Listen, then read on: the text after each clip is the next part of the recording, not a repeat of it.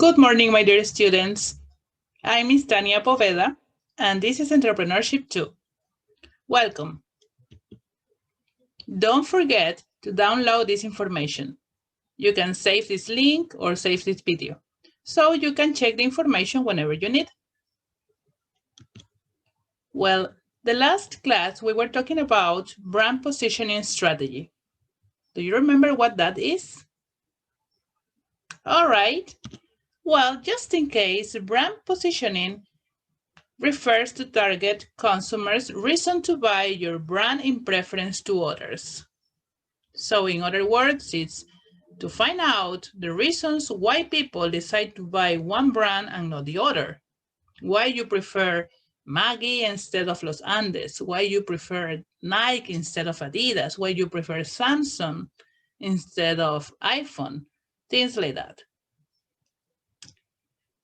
Well, the thing is that all these brands, they have a common goal or aim or objective.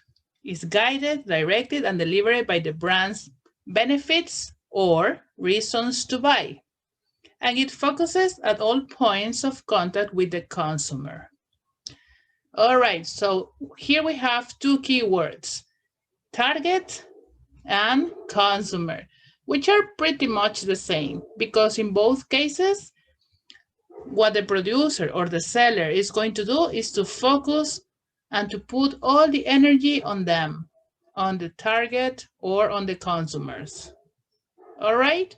They're going to find out the reasons why people buy those products. Once they have those reasons, they are going to work on that, and obviously, they're going to sell more.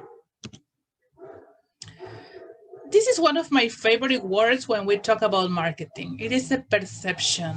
And it is amazing how a person can perceive something in a very different way than other, which is absolutely beautiful because it makes things like different and, you know, even to talk about something, to listen to someone else's point of view, it's good because you learn and you can learn a lot and you can grow as a person. Or in this case, as a seller, you can grow too because you can learn from the market and work on that.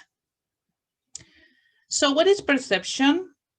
We already studied this. It's the process by which the brain codifies and organizes sensory impulses. Does it happen to you that when you go to a store and buy a perfume, and you smell the perfume, for you it's like really, really nice, but the person next to you is like horrible? It smells and it's like, ew, no, horrible. Or the opposite. The other person finds that smell really good, and then you are like, no, that's really horrible. That's because of the perception. In that case, the smell, the sense of a smell. So your brain codifies that as something you don't like or something you do like. It depends. It's the same with food. When you travel to other place, let's travel not too far away. Let's go to the highlands. When you go to the highlands, there's some food that probably you like, yes, and probably there's some other food you don't like much. Because the perception you have is that, okay, I don't like it because I didn't try when I was a child, or maybe my parents don't like it, or maybe I just don't want to try it. That's it. No matter the reason, it's the perception you have. For you, something is good, and for other person, it's not. Maybe you had a bad experience, and the other person had a good experience, or the opposite. And this is a very clear example about perception. On the floor, we have a picture. Apparently, it's a number. For one person, it's number 6. For the other person, it's number 9. Which one is correct? 6 or 9? Both are correct because of the perception. The point of view of this person, if you look from this point of view, it's a 6. If you look at the picture from his point of view, it's a 9. Even right now, some students are thinking like, no, it's a 9. Obviously, it's a 9. Other students are thinking like, no, it's a 6. Of course, it's a 6. Even both of you, or all of you, and even me, are in front of the screen. And maybe some of us are like, this is a 6. It's obviously a 6. All right, or a 9. It's perception. Everybody is correct. That's it. And it's what happened when we talk about marketing, when we talk about strategies, right? It depends on the perception of the people. So you need to think about the tactics you are going to use to work on those strategies and get those objectives. What are the objectives? To increase sales, to make money. Remember that when we talk about commercial entrepreneurship or commercial activities, the main objective is to make money, to sell more in this case. If a strategy is set well, then it allows you to look at any part of your to-do list and ask why.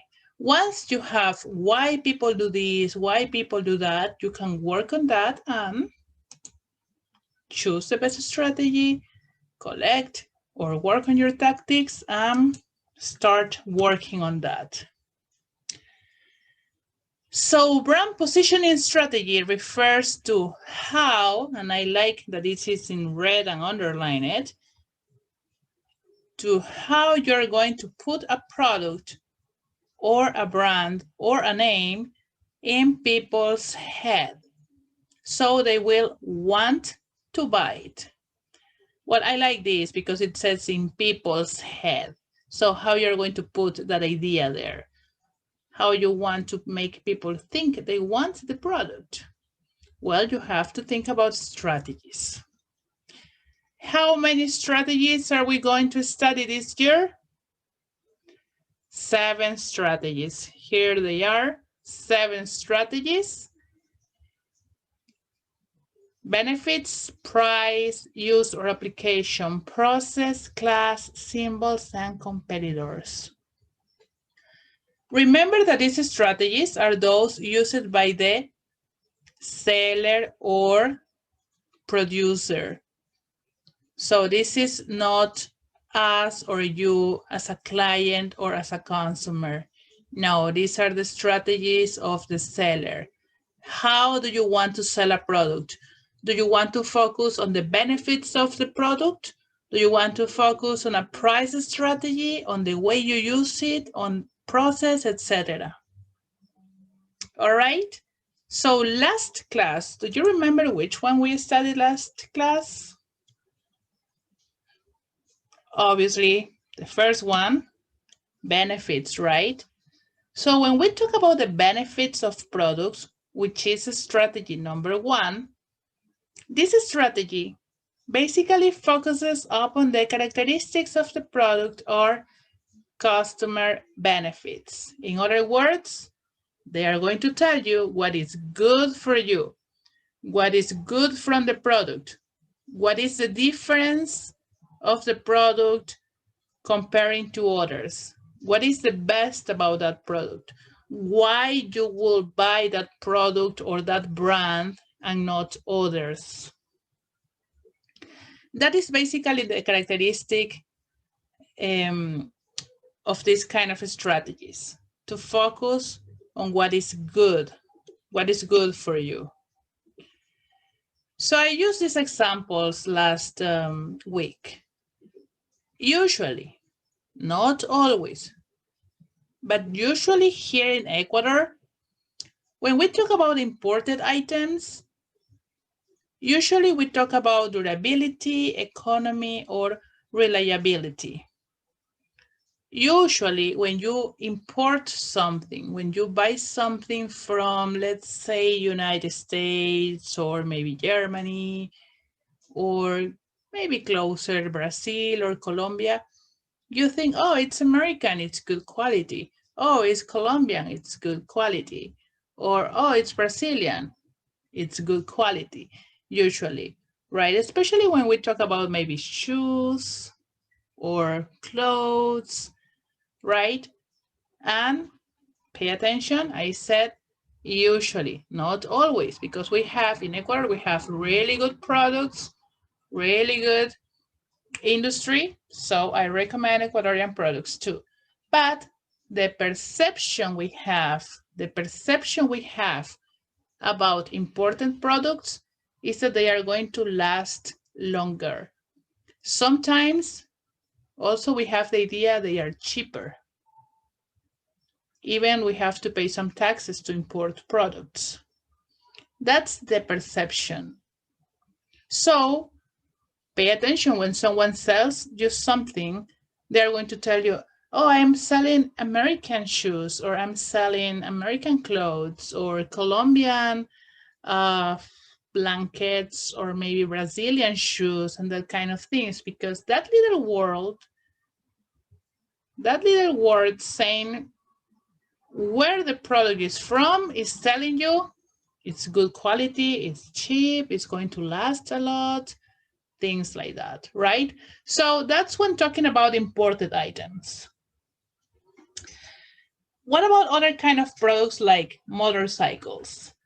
In this case, this brand here has focused for years their campaigns and the characteristics of this product on durability and long distance traveling. So every time you see a commercial or a TV show or maybe a movie, you see even these classic motorcycles, like maybe 20, 30 years old, it's because they want to show you how strong they are, that they last forever. They're talking about durability. And then you see these strong people riding their motorcycles across the country for long distances because they want to show you that it's a very good quality product that lasts forever and also really comfortable, so you can travel long distances on it without getting tired. That's how they focus this brand. If you think about other brands, maybe they focus on the speed, maybe for races. It depends, right? It depends how they want to focus the strategy they want to use. In this case, they want to use a strategy about benefits. It's the same about this toothpaste.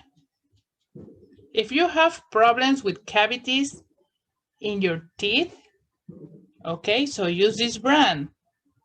If you remember the commercial, which was really, really old, probably made in the 70s, they show you that if you use this toothpaste, you are not going to have cavity problems, because this brand, Crest, is really good and it's a focus on cavity fighter,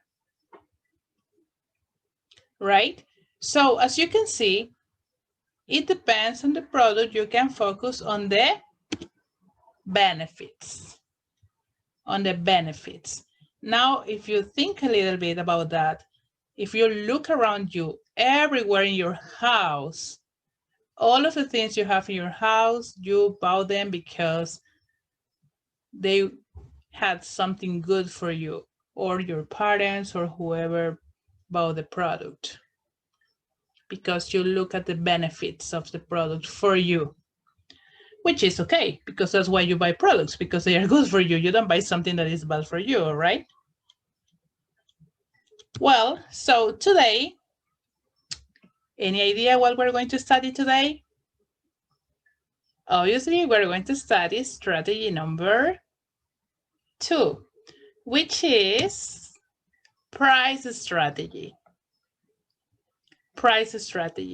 And I love this strategy because it's kind of curious. And sometimes even when I go to the grocery store, I am the kind of client that if it's exactly the same product, if the difference is like 2 or 3 cents and it's not something that important, I change the product and I save 2 or 3 cents. I know it doesn't sound good, like, okay, it's only 2 cents, But that's the thing. It's a strategy and it's working really good because some people do that.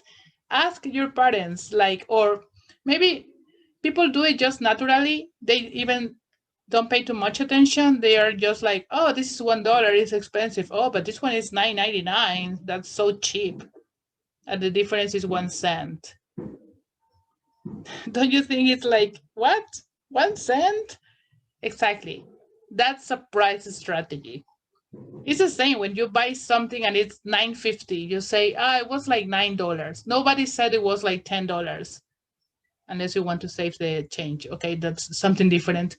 But usually when you talk about prices, you focus on the lowest number. So if you have something in the middle, like let's say like 6.50, you said, oh, it was six something. You don't say it was almost 7. You say like 6 something. Yeah, of course, sometimes we say it was about 7. It depends, but we're going to study about that today, about the price strategy, how it works. Every time you go to a supermarket and if you pay attention to prices, there is a trick there. Pay attention on that. Pay attention because it's not just like that. It's not only numbers. There is a psychology there. Well, something very important as consumers, as clients, is that we want good quality and we want a good price, right? So there is a very important relation between quality and price. Really, really important relation. And this is what happens, especially here in Ecuador, when you want to buy something, and you probably have heard this at home, that they say, oh, I want something with the 3 Bs, right? I want this, something like this with the 3 Bs. Or if you are going to United States, okay, bring me something with the 3 Bs. This is a very, very common expression here in Ecuador. Is it or it's not? Yeah, right? Everybody knows this here. If I say this in English, people are like, what? Because this is something that doesn't exist in English, but it does exist in Spanish, and it's really, really common. Okay, so when talking about this, we're talking about something similar to this.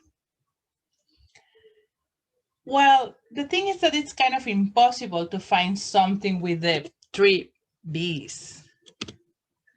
Because if something is good and fast, it's expensive. If something is good and cheap, it's slow. If something is cheap and fast, it's low quality. So something cheap, good and fast is not possible. Well, maybe it is in your dreams, but it's kind of hard to find something like that. My point is that you have to find a balance between price and value. When you go to buy something, think twice. What's behind that? Find a good balance for your needs and your money and the product. Do you really want to pay that amount of money for that product? Is that the real value of the product? That's just my little advice of the day. Pay much attention on this. Find a balance between price and value. Very, very important. All right? Good. What happens when you go shopping? I'm not going to read this, it's too much, but I'm going to explain the numbers in red. So let's suppose that you go to buy some clothes. You go and buy a pair of jeans. Here we're going to study pricing as a positioning strategy, quality approach, or positioning by price quality. So usually we think that when something is expensive, it's good quality. Well, it's not. That's the reality. Well, sometimes it is. Yes, sometimes it is. It depends. Yes, of course. But usually it's something like really like psychological. So you go and you go and buy a pair of jeans. That's what you want. You have a party and you need new jeans because, maybe everybody is in a pandemic, everybody's staying home, so we're gaining some weight. And this is the first time you're going to see your friends, and boom, your clothes, it's not your size anymore. So you need a new pair of jeans. All right, so you go to the store, and then you see, wow, those are $35, which is quite a fair price. And then you see those in 200. So immediately in your head, you are like, okay, so what's going on there?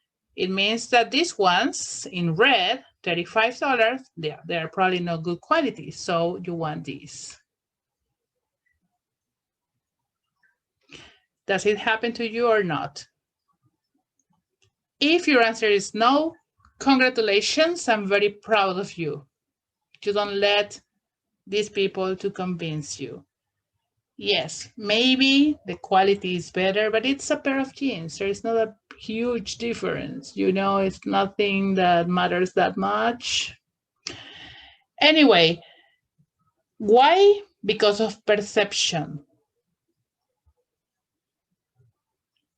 Because what we have learned in life, or what we have been taught in past because of family or friends, is that when something is more expensive, it means that quality is better than the cheaper product.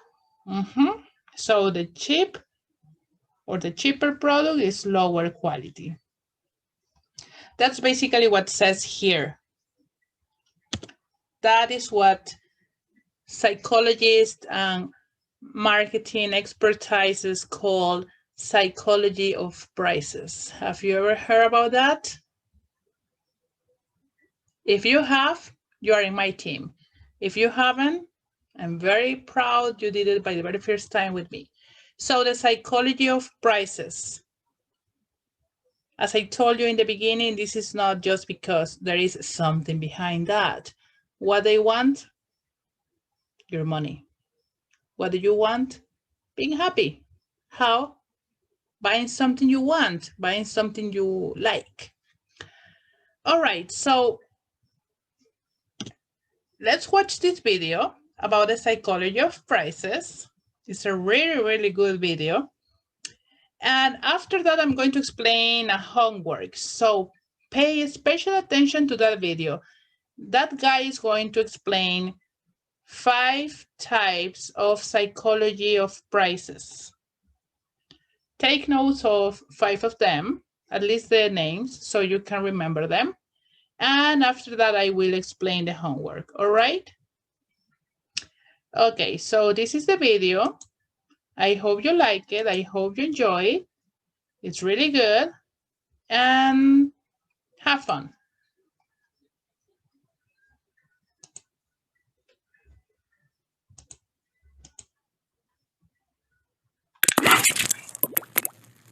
Hi, in this quick video, I want to show you 5 simple things in price psychology that you can use to make your prices seem more attractive. Let's get into it. Number 1, ego pricing. In one crazy study, researchers were able to match prices to people's birthdays and found that it increased purchase likelihood. They offered a pasta dinner for $39, and in the description, they just told people about what that dinner would entail, but when it came to presenting the actual price that people would pay to get this pasta dinner, they got a little tricky. For some people, they changed the price a little bit so that it matched their birthday. So if the participant was an April 15th baby, well then, the cost of the pasta dinner would be $39.15. When it came time for them to say how likely they would be to purchase this pasta dinner, the people who saw a price with their birthday in it reported 23% greater likelihood of purchasing that product, just because it matched their birthday.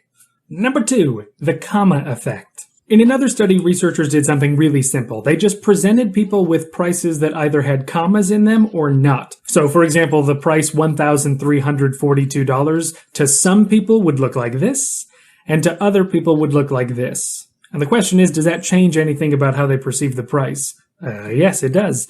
It turns out that when there was a comma in the price, people perceived it as being 11% bigger relative to the non-comma price. So keep those commas out of your prices if you want to make it look a little bit lower. Number 3, the relative size effect. Let's say you wanted to discount your product. You would show people what the price used to be, and then show them what the price is now. But how do you present those prices? Well, some research has looked at whether you should make the sale price really big to draw people's attention to it, or make the sale price really small, because after all, you want people to think it's a small number relative to the original price. And what they find is that the version where it's really small is the optimal version. People report greater purchase likelihood when they present the sale price in relatively small font, because it signals people to think of it as a smaller number. Number 4, consolidated surcharges.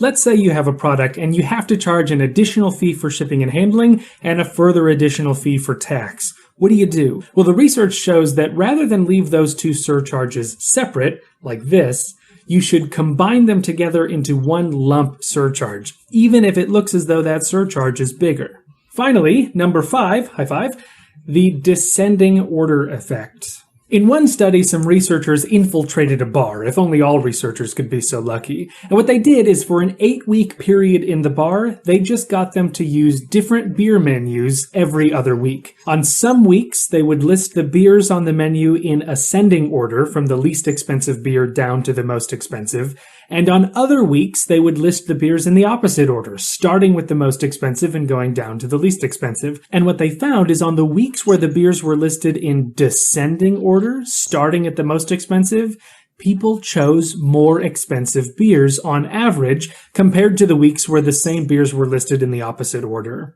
On average, people had spent almost 24 cents more per beer in the descending order condition compared to the ascending order condition. And over those 2 months, the bar sold more than 1,000 bottles of beer. So that 24 cents really does add up. So there you have it. 5 studies from price psychology that may change the way you think about prices. If you found these... All right, that's it about the psychology of prices.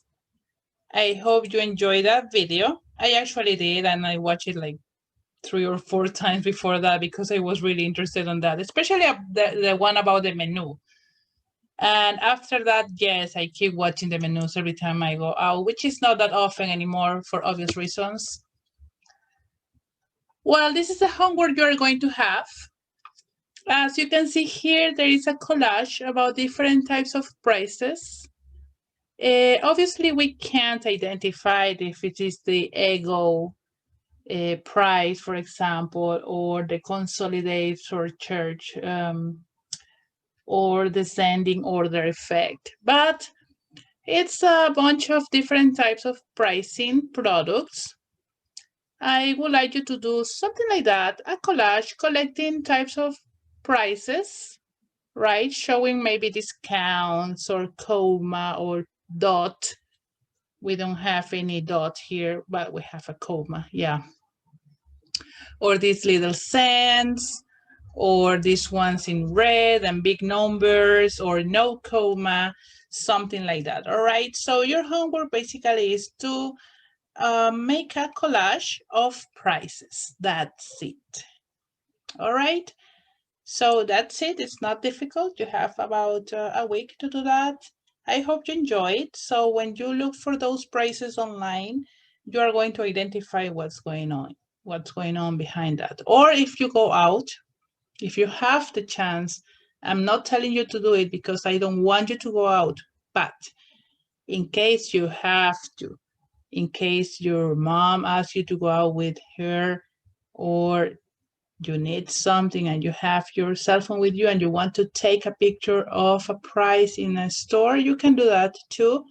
That matters. It's okay. But online you have a bunch of pictures, thousands of pictures you can choose and do your collage. That's it for today. Thank you very much for your attention. I hope you learned a lot today. I'm pretty happy to have you here. Have a wonderful day, everybody. Take care, stay home, wash your hands. Bye-bye, everybody.